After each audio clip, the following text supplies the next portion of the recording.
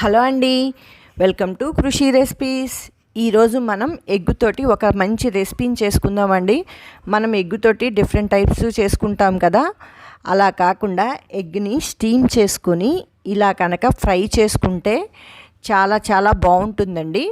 మనం ఇప్పుడు ఈ ఎగ్ స్టీమ్ ఫ్రైని ఎలా చేసుకోవాలో చూద్దాము. ఇందుకోసం నేను 4 ఎగ్స్ని తీసుకుంటున్నానండి. మీకు ఎన్ని కావాలంటే అన్ని ఎగ్స్ని తీసుకోండి. ఇప్పుడు ఈ ఎగ్స్ని బ్రేక్ చేసేసుకొని ఇలా గిన్నెలో వేసుకోవాలి. వేసుకున్నాక దీనిలోకి కొంచెం ఉప్పును వేసుకోండి, అలానే కొంచెం కారంని కూడా వేసుకోండి. కొంచెం కొంచెం వేసుకోండి, మళ్ళీ తర్వాత మనం ఫ్రైలో వేసుకుంటాము. ఇప్పుడు వీటినన్నిటిని బాగా మిక్స్ చేసుకోవాలి. ఈ విధంగా మిక్స్ చేసుకున్నాక ఇప్పుడు స్టవ్ ఆన్ చేసుకొని ఏదన్నా ఇలా ఒక గిన్నెని పెట్టుకొని దానిలో ఒక టీ గ్లాస్ వాటర్ పోసుకోండి. పోసుకున్నాక ఈ గిన్నెని ఆ గిన్నెలో పెట్టుకొని దీని మీద ఈ రెండింటి మీద మూతలు పెట్టుకోవాలండి. మూతలు పెట్టుకున్నాక ఫ్లేమ్ని మీడియం టు లో ఫ్లేమ్ మధ్యలో పెట్టుకొని ఒక 7 మినిట్స్ అలా ఉడకనివ్వండి. 7 మినిట్స్ తర్వాత ఒకసారి మూత తీసుకొని చెక్ చేసుకోండి. మనకి ఇది ఉడికిందో లేదో అనేది చెక్ చేసుకోవాలి. ఇదిగోండి, నాకైతే 7 మినిట్స్కి ఈ విధంగా ఉడికిపోయింది. చేతికి కూడా అలా ఏమీ అంటట్లేదు. అలానే నేను ఒక ఫోర్క్ పెట్టుకొని కూడా చూసుకుంటున్నాను. ఇదిగోండి, ఫోర్క్ కూడా ఏమీ అంటుకోకుండా వచ్చింది కదా, అంటే నాకు ఇప్పుడు ఇది ఉడికిపోయినట్టే.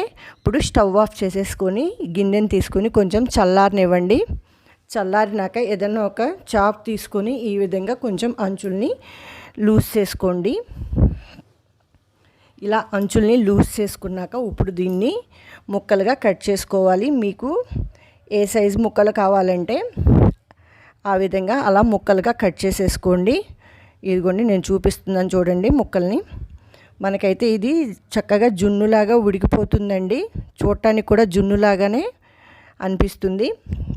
నేనైతే ఈ సైజు ముక్కల్ని కట్ చేసుకున్నానండి. మీకు ఏ సైజు కావాలంటే ఆ సైజులో ముక్కల్ని కట్ చేసేసుకొని పక్కన పెట్టుకోండి. ఇప్పుడు పొయ్యి మీద పాన్ పెట్టుకొని కొంచెం ఆయిల్ని వేసుకోండి. ఈ ఆయిల్ హీట్ అయినాక దీనిలోకి కొంచెం పచ్చిశనగపప్పుని అలానే కొన్ని ఆవాలను కూడా వేసుకోండి. ఆవాలు కూడా వేసుకున్నాక ఈ ఆవాల్ని చిటపటమనేదాకా ఆయిల్లో ఫ్రై అవనివ్వండి. ఆవాలు చిటపటమని అన్నాక దీనిలోకి కొంచెం జీలకర్రను కూడా వేసుకొని ఈ జీలకర్రను కూడా ఆయిల్లో కొంచెం ఫ్రై అవనివ్వండి. ఇప్పుడు దీనిలోకి నేను మీడియం సైజు ఉల్లిపాయని ఒక 2 తీసుకున్నాను. అలానే పచ్చిమిర్చిని కూడా తీసుకుంటున్నానండి. మీకు ఇది ఫ్రై లాగా వద్దు, కొంచెం అన్నంలో కలిసేటట్టు కావాలి అనుకుంటే ఇంకొంచెం ఉల్లిపాయని యాడ్ చేసుకోండి. యాడ్ చేసుకున్నాక ఇప్పుడు దీనిలోకి కొంచెం కరివేపాకును కూడా వేసుకోవాలి.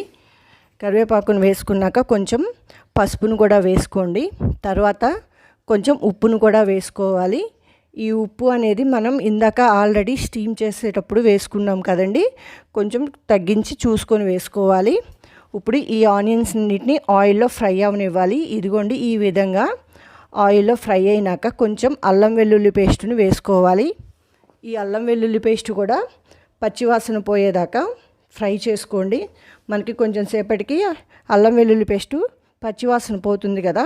ఇప్పుడు దీనిలోకి కొంచెం ధనియాల పొడిని, కొంచెం మిరియాల పొడిని, అలానే కొంచెం కారంని కూడా వేసుకోండి. ఆల్రెడీ మనం స్టీమ్ చేసేటప్పుడు వేసుకున్నాము కారము, పచ్చిమిర్చి కూడా వేసుకున్నాం కాబట్టి చూసుకొని వేసుకొని ఈ మసాలాలన్నిటిని ఆయిల్లో ఫ్రై అవనివ్వండి. అలానే కొంచెం గరం మసాలాని కూడా యాడ్ చేసుకొని ఇవన్నీ ఆయిల్లో ఫ్రై అవనివ్వండి. మీకు కొంచెం అన్నంలో కావాలి అంటే ఇక్కడ ఈ స్టేజ్లో ఒక టమాటోని కూడా యాడ్ చేసుకోండి. నేనైతే యాడ్ చేయట్లేదు. ఈ మసాలాలన్నీ ఆయిల్లో ఫ్రై అయినాక నేను ఈ స్టీమ్ చేసుకొని పెట్టుకున్న ఎగ్ ముక్కలు ఉన్నాయి కదండి, ఈ ఎగ్ ముక్కలన్నిటినీ వేసుకొని వీటిని కూడా కొంచెం సేపు ఆయిల్లో ఫ్రై అవనివ్వాలి. మనకి కొంచెం సేపటికి ఈ విధంగా ఫ్రై అవుతాయి కదా. ఇప్పుడు దీనిలో కొత్తిమీర వేసేసుకొని స్టవ్ ఆఫ్ చేసేసుకోవటమే, అంతే అండి. మనకి ఫ్రై రెడీ అయిపోయినట్టే. ఇది సాంబారు రసంలోకి చాలా బాగుంటుందండి. మీరు కూడా ఒకసారి ఈ విధంగా ట్రై చేయండి. నచ్చితే లైక్ చేయండి, కామెంట్ పెట్టండి, సబ్స్క్రైబ్ చేసుకోండి.